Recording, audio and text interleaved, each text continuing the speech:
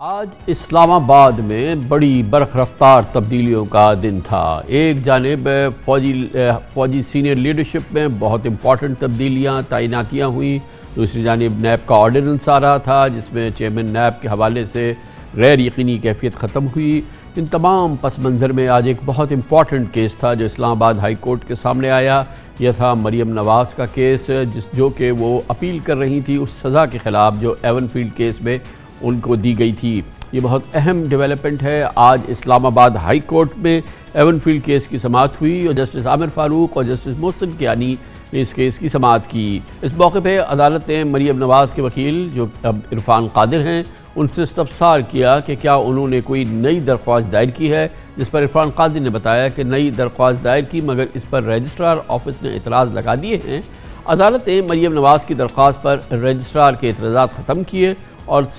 باقاعدہ سماعت اب 13 اکتوبر کے لیے مقرر کر دی ہے۔ سزا کے خلاف اپیل کی درخواست میں مریم نواز کا موقف ہے کہ احتساب عدالت نے جولائی 2018 میں انہیں ایون فیلڈ ریفرنس میں جو سزا سنائی وہ پاکستان کی تاریخ میں بقول ان کے سیاسی انجینئرنگ اور قانون کی سنگین خلاف ورزی تھی۔ درخواست میں اسلام آباد ہائی کورٹ کے سابق جج جسٹس شوکت عزیز صدیقی کے بارے میں خطاب کا حوالہ دیا گیا۔ مریم نواز کا یہ موقف رہا کہ جسٹس شوکت صدیقی نے بتایا تھا کہ اس وقت D G I S I نے ان سے 29 جون 2018 کو مبینہ طور پر ملاقات کی۔ D G I S I نے شوکت عزیز صدیقی کی جانب سے عائد الزامات کی تردید نہیں کی۔ جسٹس شوکت صدیقی کے بیان سے عدالتی فیصلے کی غیر جانبدارانہ ہونے کے شکوک اور شبہات پیدا ہوئے ہیں۔ یہ موقف ہے مریم نواز شریف کی درخواست میں۔ آج سماعت کے بعد بھی میڈیا سے بات چیت کرتے ہوئے مریم نواز شریف نے اسی سربراہ پر اور اسی ادارے پر الزامات کی بوچھاڑ کر جولائی 2018 کو شریف خاندان کے خلاف ایون فیلڈ ریفرنس میں اسلام آباد کی احتساب عدالت نے سابق وزیر اعظم نواز شریف کو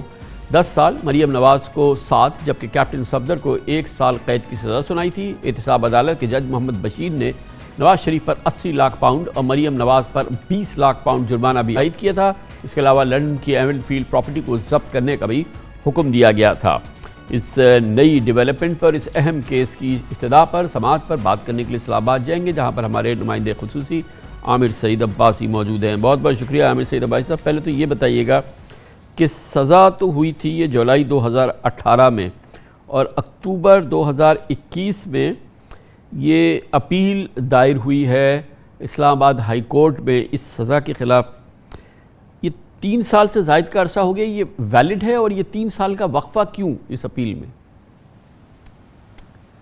کامران صاحب، آج جب اسلام آباد ہائی کورٹ میں یہ درخواست کی سماعت ہوئی تو اس موقع پر بتایا گیا کہ اعتراضات ہیں، تو عدالت نے اپنے آرڈر میں یہ لکھا ہے، آج کے جو آرڈر ہے، کہ اس کی مینٹینیبلٹی اور جو ایڈیشنل گراؤنڈز لیے ہیں مریم نواز نے، اس بات کا فیصلہ عدالت 13 اکتوبر کو فریقین کو سن کر کرے گی، اور اس میں ابھی نیب کو نوٹس بھی جاری نہیں ہوا کیونکہ اس پر پہلے ہی اعتراضات آئے تھے، اور یہی ہوا کہ کیونکہ 3 سال کا یہ وقفہ ہے، پہلے تو یہ جسٹیفائی کرنا پڑے گا مریم نواز کے وکیل کو کہ انہوں نے اس تاخیر سے یہ کیوں دائر کی، کیونکہ انہوں نے ایک سیریز آف جو پوسٹ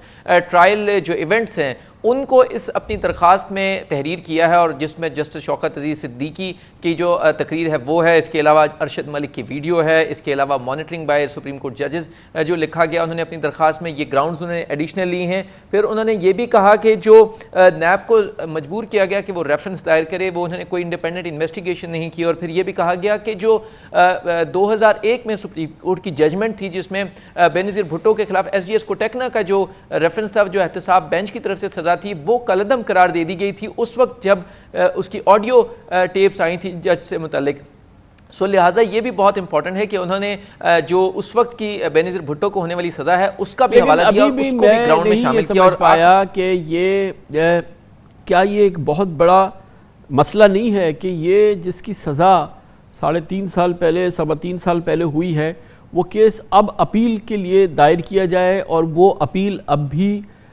ویلڈ ہے؟ میں صرف اس کی لیگل صرف اس گیپ کے حوالے سے جو اس کی سٹینڈنگ ہے اس کو جج کرنا چاہ رہا ہوں۔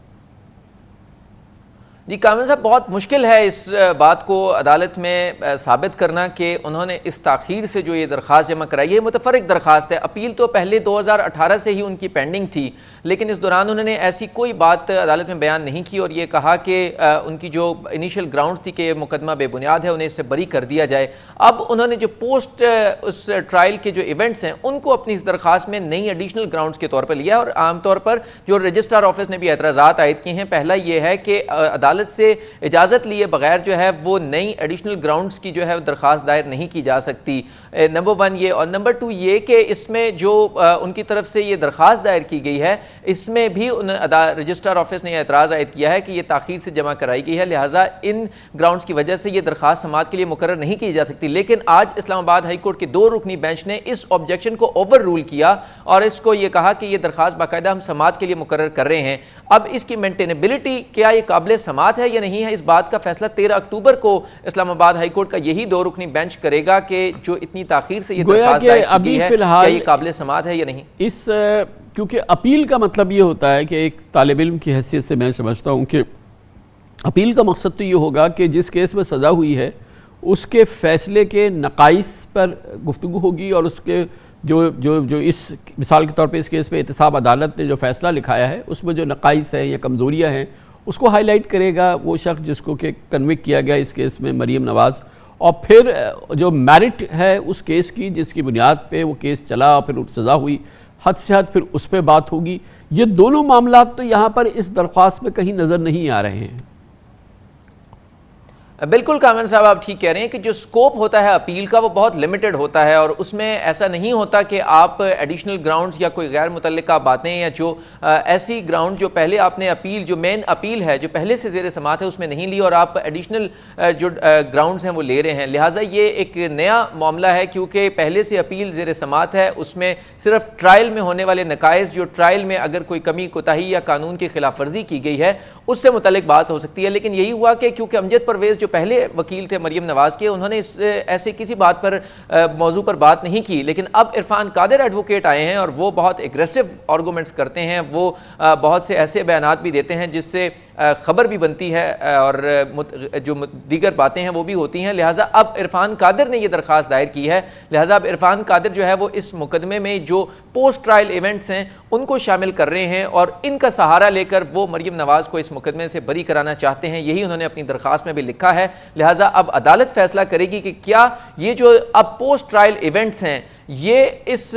اپیل میں سنے جا سکتے ہیں، نہیں سنے جا سکتے، کیونکہ اپیل کا سکوپ جو ہے وہ بہت لیمیٹڈ ہوتا ہے. اور جو اوریجنل اپیل فائل ہوئی تھی جس میں کہ نواز شریف صاحب اور مریم نواز اور یہ سب نے اپیل فائل کی تھی، وہ اپنی جگہ پینڈنگ ہے، وہ چل رہی ہے اسلام آباد ہائی کورٹ میں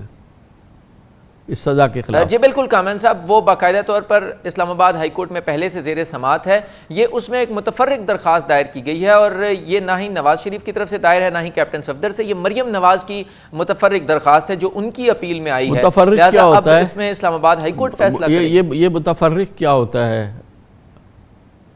جی کامل صاحب، متفرق درخواست جو C M civil miscellaneous application ہوتی ہے، کسی کیس میں پہلے سے جو کیس چل رہا ہے اس میں اگر کوئی نئی ایویڈنس آئی ہے، کوئی نئی باتیں سامنے آئی ہیں تو وہ متفرق درخواست کے ذریعے، نئی درخواست کے ذریعے وہ اس میں شامل کی جا سکتی ہیں. یہی ہے کہ اس میں گویا کہ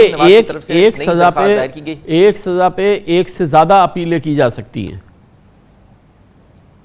نہیں کامل صاحب، اپیل پینڈنگ ہے. اپیل کے اندر ہی ایک متفرق درخواست سیپریٹ ایپلیکیشن فائل کی گئی ہے ایڈیشنل گراؤنڈز کی. یہ کہا گیا ہے کہ یہ حقائق پہلے عدالت کے سامنے نہیں آئے تھے. کیا اس کو ہم آسان زبان میں اضافی کہہ سکتے ہیں؟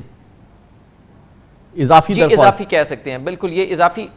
اضافی درخواست ہے یہ. اور اس اضافی درخواست میں جو نئے جو ایونٹس ہیں یا گراؤنڈز ہیں وہ انہوں نے شامل کیے ہیں مریم نواز نے. اور اپیل جو ہے وہ پہلے سے پینڈنگ ہے، اس کو نمبر درج ہے، اس کے اوپر آرگومنٹ سٹارٹ ہونا تھے، لیکن جیسے ہی فائنل آرگومنٹ سٹارٹ ہونے لگے تو امجد پرویز جو وکیل ہیں وہ تبدیل ہو گئے. اب عرفان قادر وکیل ہیں، تو انہوں نے اب نئی گراؤنڈز کا سہارا لے کر جو اس ایون فیلڈ ریفرنس پہ جو اوریجنل جو اپیل ہے اس کا اسٹیٹس کیا ہے؟ جی کامل صاحب، جو اوریجنل اپیل ہے وہ اس وقت زیر سماعت ہے، اس میں پارشلی آرگومنٹس ہو چکے تھے، جزوی طور پر اس میں دلائل مکمل ہو چکے تھے، لیکن امجد پرویز نے اس میں کرونا کی وجہ سے اپنے دلائل مکمل نہیں کیے تھے، اب وہ اس کیس سے دستبردار ہو چکے ہیں۔ اب عرفان قادر آئے ہیں، وہ اس اپیل پر بھی اپنے دلائل دیں گے اور جو نئی اضافی درخواست انہوں نے دائر کی ہے اس پر بھی پہلے تو اس بات کا فیصلہ ہوگا کہ کیا یہ درخواست قابل سماعت ہے یا نہیں، کیونکہ ابھی تک یہ مینٹینیبلٹی کے جو ہے وہ اس کے اوپر ڈیسائیڈ کرنی ہے اسلام آباد ہائی کورٹ نے، کیونکہ اپیل پہلے سے پینڈنگ ہے، یہ اضافی درخواست ہے، کیا اضافی درخواست زیر سماعت ہو سکتی ہے یا نہیں ہو سکتی، پہلے اس بات کا فیصلہ ہوگا۔ بہت شکریہ۔